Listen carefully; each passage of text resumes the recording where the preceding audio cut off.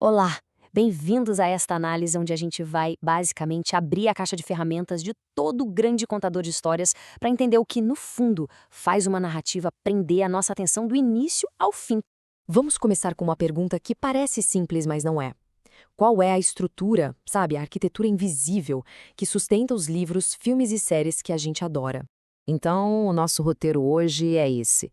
A gente vai olhar para a anatomia de uma história, passando pela voz que a conta, as personagens que a vivem, o palco onde tudo acontece e a ação em si. E claro, vamos fechar entendendo por que saber disso tudo muda a nossa experiência como público. Ok, vamos direto ao ponto. Existem 5 elementos que são a base, o DNA de qualquer texto narrativo que exista. Eles estão sempre lá. Pensa só, toda história, sem exceção, é uma combinação de alguém contando, pessoas vivendo aquilo, um lugar onde acontece, um período de tempo e, claro, a sequência de fatos. É essa a receita. E o nosso primeiro ingrediente é o narrador. A voz que nos pega pela mão e nos guia por todo o caminho. E logo de cara o autor precisa fazer uma escolha crucial. O narrador vai estar em campo jogando e vivendo a história em primeira pessoa, ou ele vai ser tipo um comentarista lá da cabine, só observando tudo de fora. E aí que a coisa fica muito interessante. Porque existe um narrador onisciente que é quase como um deus dentro daquele universo. Ele sabe absolutamente tudo, o que todo mundo pensa e sente o tempo todo. É um poder em tanto. Mas olha só, essa onipotência não é obrigatória. Um narrador externo pode ser só um observador, como uma câmera de segurança que filma tudo, mas não sabe o que se passa na cabeça de ninguém. Já o narrador interno, que está na história, pode ser o próprio protagonista, como o Brás Cubas, ou pode ser uma testemunha, contando a história de outra pessoa, como faz o José Fernandes. Certo, mas uma voz precisa de alguém para ter uma história para contar, né? É aí que entram as personagens, que são a alma, o coração de qualquer narrativa. Vamos entender como elas são construídas. E a coisa é bem mais complexa do que só principal ou secundário. A gente pode classificar as personagens em 4 tipos bem fascinantes, dependendo da função e da profundidade delas.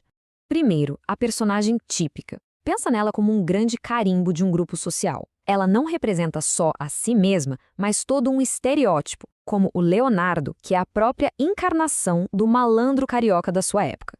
Indo um pouco mais fundo, a gente encontra a personagem alegórica.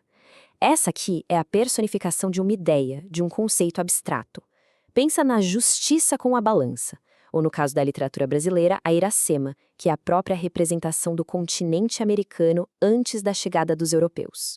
Agora, chegamos numa das distinções mais importantes de todas, a diferença entre personagens planas, que são previsíveis e não mudam por dentro, e as esféricas. As esféricas. Elas evoluem, se transformam, nos surpreendem.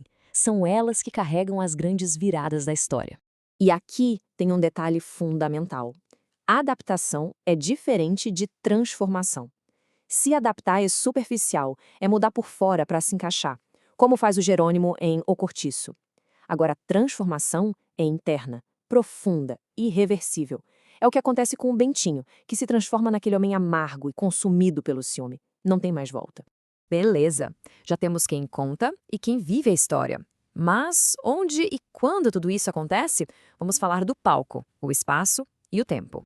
O espaço, o lugar, pode ser só um pano de fundo, quase sem importância. Ou ele pode ser praticamente uma personagem, uma força que define o destino de todo mundo, como o ambiente do cortiço que corrompe as pessoas, ou a seca implacável que dita as regras em vidas secas.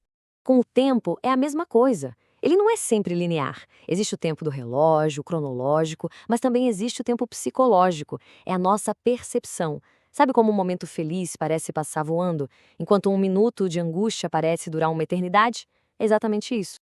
Certo, temos todos os ingredientes na mesa: narrador, personagens, espaço e tempo. Como tudo isso se junta? Bom, esses fios são todos tecidos juntos no enredo, que é a espinha dorsal da história. O enredo é, de forma bem simples, a sequência de eventos. É o que acontece do começo ao fim, a jornada que conecta todos os pontos e dá sentido a tudo. E o objetivo disso tudo, como o filósofo Aristóteles já dizia lá na Grécia Antiga, é a mimese, a arte como imitação da vida. O enredo não precisa ser real, mas ele precisa soar verdadeiro, precisa espelhar os conflitos e as emoções que a gente reconhece na nossa própria vida. Então, a gente desmontou a caixa de ferramentas do contador de histórias. Mas, e daí? Por que saber de tudo isso importa para quem está do lado de cá só consumindo a obra? Porque entender essas ferramentas nos dá um poder, o de deixar de ser um espectador passivo e se tornar um analista ativo. A gente passa a enxergar a genialidade por trás de cada escolha, e a experiência de ler um livro ou ver um filme fica infinitamente mais rica e profunda. Fica a provocação. Agora, com essa nova lente, qual desses elementos vai saltar aos olhos primeiro na próxima história que cruzar o seu caminho? O tipo de narrador? A transformação de uma personagem? Pense nisso.